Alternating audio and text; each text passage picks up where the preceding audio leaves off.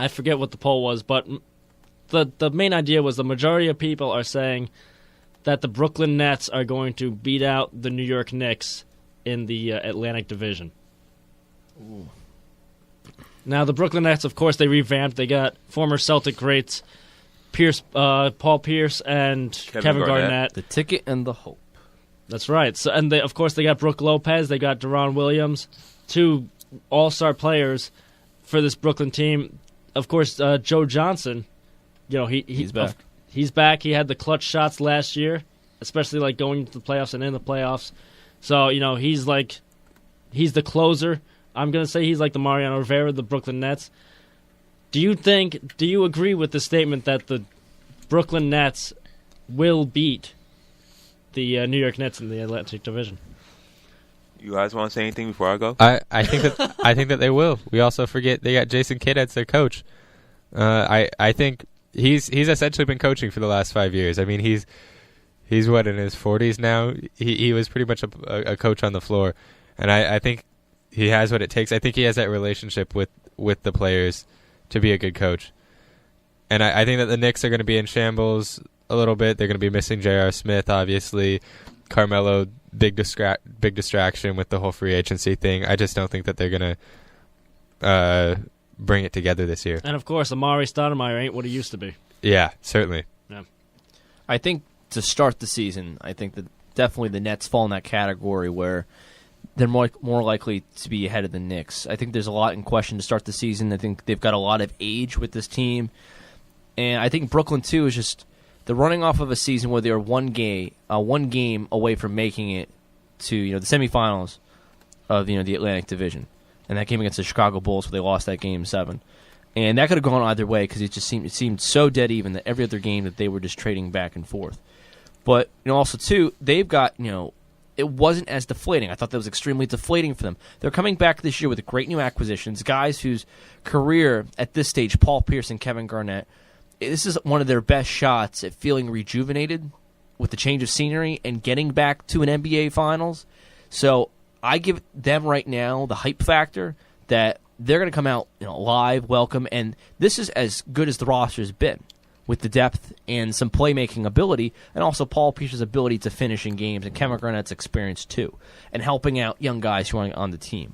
I think it worked out well for them. Yeah. So I definitely give the Brooklyn Nets the nod for the early parts of the year, but it still remains to be seen. And as you mentioned with the starting lineup, James, that is almost as perfect as a starting lineup you get. Although Paul Pierce and Joe Johnson's game mesh a bit, but they just got a good starting lineup. Paul Pierce and Kevin Garnett, as we know, is old. They could take a rest a few games. They could become backups. But you can also look at the bench of the Brooklyn Nets. They got Andre Bloch, who has had a really good season last year with the Nets. He stepped it up, especially when Brook Lopez got hurt or he has slid in the power forward spot. They have Allen Anderson, who was actually a very good player for the Toronto Raptors last season. They got AK-47 Andre Kirilenko, who made a huge comeback against Minnesota Timberwolves. He was one of the top defenders in the league. And who knows, could also start a few games if Paul Pierce is needs a little rest. He could also start a few games. He could be the mellow stopper. They got Jason Terry, the Jet. Yeah, the Jet. That's right, they did get him from Seattle, Washington. Yeah, from Seattle, from your state. Plug in there, get that plug.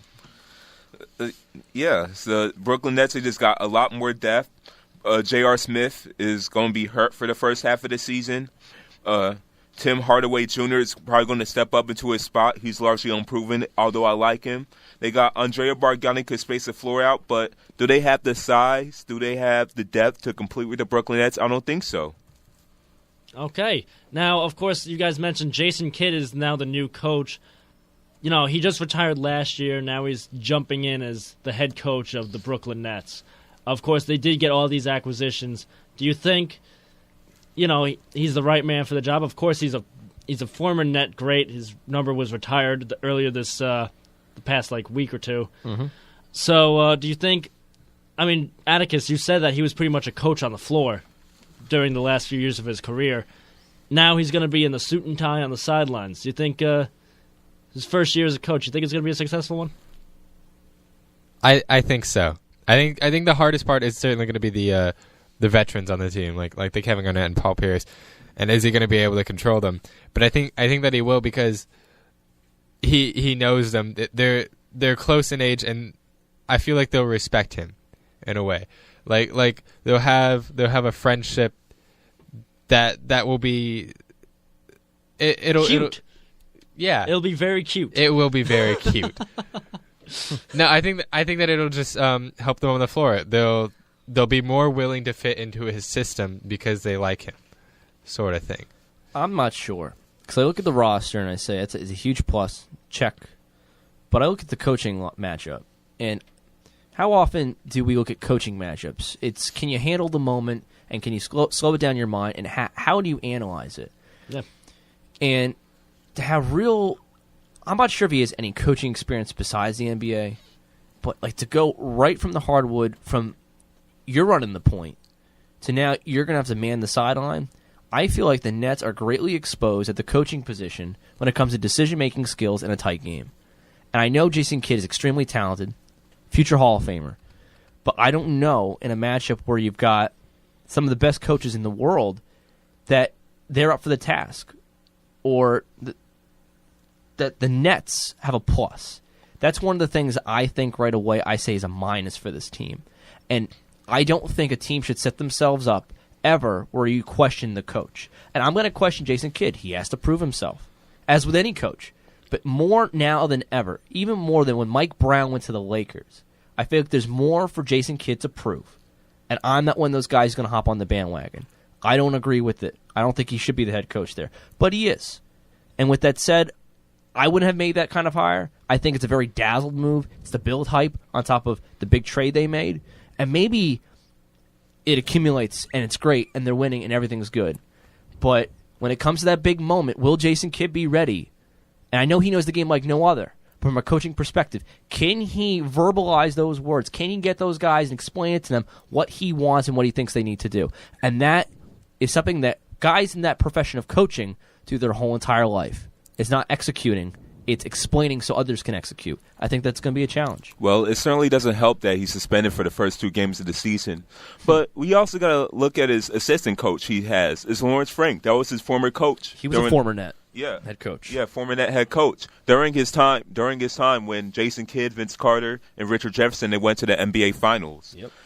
But and as you said, Atticus, that the older players will probably be harder to get respect from them. I think that's going to be the easier one because Jason Kidd, they were all-star teammates, USA teammates. He'll get along with KG, with Paul Pierce, with Darren Williams. He was Darren Williams' mentor in the USA team. Right. They'll get along, and I feel like he can. I feel like being an NBA coach and being a point guard, perhaps, he already knows the concepts. He already knows how to run an offense, how to make a playbook. I feel like since he can relate to the players, he can even practice with the players, that it will actually be a very good transition for him. And I feel like if anyone can become from a player to a head coach in one season, in one off season, it's Jason Kidd. I feel like he's the most suitable player for that. If you're ever going to make this work, you look at the roster they have. It would have to be with seasoned vets. With younger guys, a little bit challenging. If you got like the Golden State Warriors in the first couple years of that project, maybe it's hard to explain. Or with the Pacers, young lineup, maybe it's something. It's a little bit of a challenge. Yeah, correct. But it seems like a lot of those guys, they have a good working relationship. They've all played on other teams with each other at some point, like an international play as well. So I guess, yeah, it bodes well. Yeah, because players, if they lose, also, too, there's a certain level of maturity and understanding and perspective of the grand scheme of things and how the season works. And sometimes it's just get to the postseason. Yeah, these players can coach themselves. You could have KG, you have Darren Williams, Paul Pierce. They can coach themselves. They can help out the younger players like Tyshawn Taylor and Mirza Televich. And, yeah, I feel like this is a perfect team for Jason Kidd to go to. And the Nets, even whether you're in New Jersey or Brooklyn, they love Jason Kidd here. That's true, but let's quickly go back to college basketball. Of course, the tip-off is on Friday for St. John's basketball. Guys, are you looking forward to it? It's officially the pep rally of St. John's basketball. We're getting ready. The season's getting closer and closer. We've got new conference, new station on Fox Sports 1.